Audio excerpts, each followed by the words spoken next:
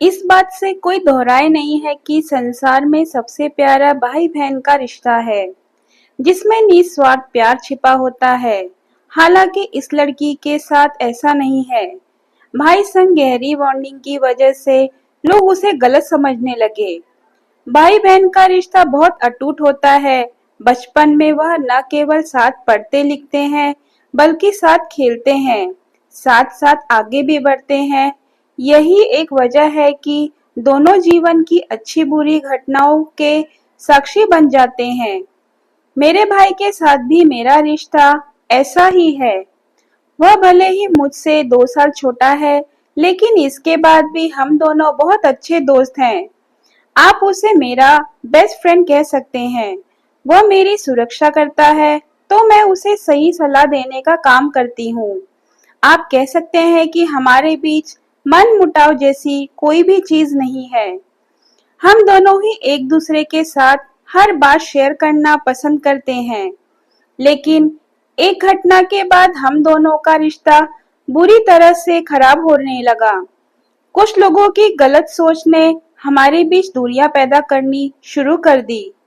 दरअसल एक दिन हम अपनी नानी के घर गए थे, जहां किसी खास मौके की वजह से परिवार के सभी रिश्तेदार इकट्ठा हुए थे।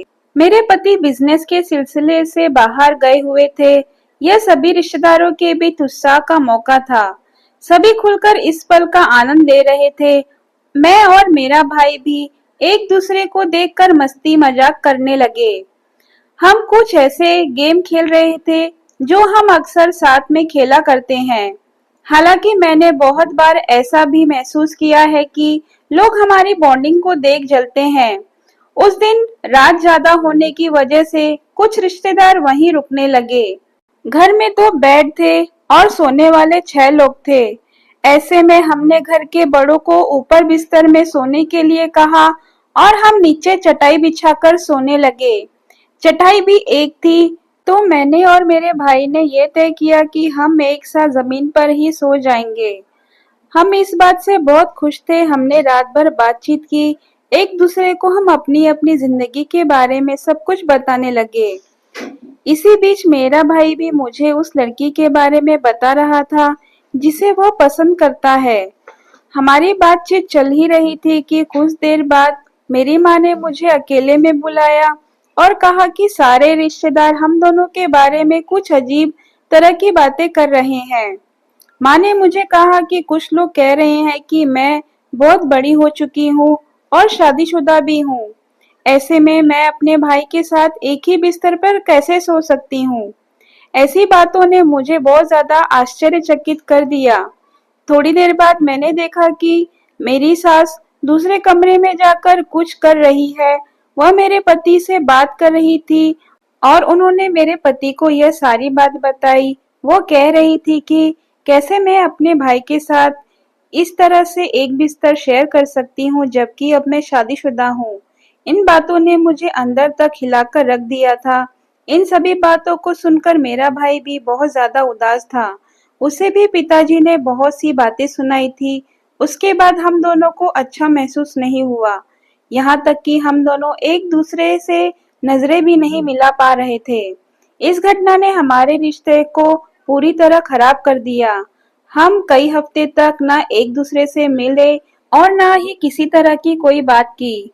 हालांकि अब हम धीरे धीरे बात करना शुरू किया है, लेकिन अब हमारे रिश्ते में उस तरह का बॉन्डिंग नहीं रहा। हम एक साथ उस तरह से नहीं रहते जैसे हम पहले रहा करते थे। उस एक घटना ने हम दोनों को पूरी तरह से बदल दिया।